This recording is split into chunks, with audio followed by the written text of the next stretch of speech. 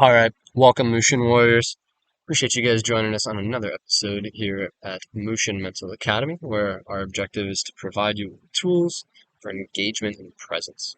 So today's video originally was going to be about autotelic creations and kind of what those are and they look like, but instead this week I decided to switch it up because I've honestly noticed myself getting a little bit frustrated with like situations in general that like I'll notice that they could go better, or I'll see different potential and things around me where I'm like, man, I wish this had gone differently. And I feel like just talking about that today. So let's get right into it.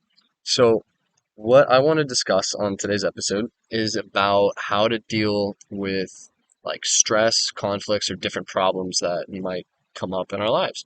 Um, I find that oftentimes I see a lot of people around me reacting immediately to every single possible stressor that enters into their life, like regardless of what it is and what their true objectives are in the situation. And what I find is that they just start firing off in any direction because they feel stressed out and they feel like they're put under some sort of pressure that, they didn't expect or they don't necessarily want to be in. And what I recommend is that depending on how you feel in the situation, if you are in a situation where you just feel it to your core, how you should react, obviously go for it. You know what you're doing.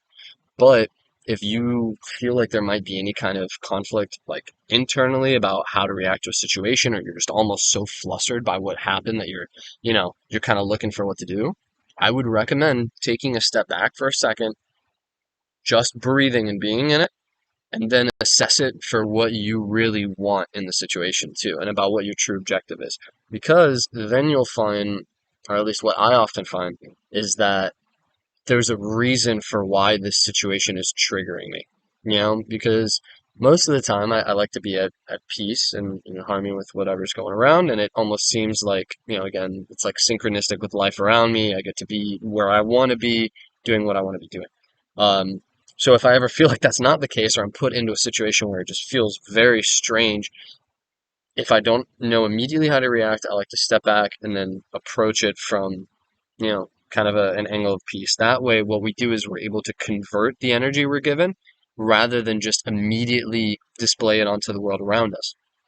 So what can that do for us? Well, if we're in an area or in a situation of conflict, for example, we don't always need to return that conflict to the individual or to the world around us in some form.